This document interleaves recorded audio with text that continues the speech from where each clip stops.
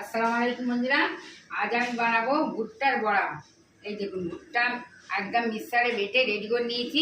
আর আপনাদের দেখাবো বলে ভুট্টা 4টে হাতেও রেখে দিয়েছি। এই যে, আর এই ভুট্টাতে কী কী দিয়ে বানাবো সেটাও আপনাদের দেখাবো।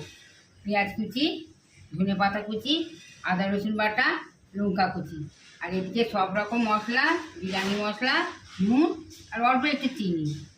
এদিকে আছে চালের আটা আর একটা ডিম।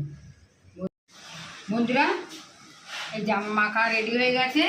এই যে আমি একটা করে এই যে বড়া দিচ্ছি তেলে। বন্ধুরা, আপনারা এই ভুট্টার বড়া কে কে খেয়েছেন আমার কমেন্টে জানাবেন। আর যদি না খেয়ে থাকেন তাহলে আমি যেভাবে করলাম এইভাবে করে খাবেন, সেই দেখবেন খুব ভালো লাগবে। আর আগুনটা কিন্তু খুব জোর রাখবেন না, মিডিয়াম সাইজ করে রাখবেন, খুব মচমচে হবে।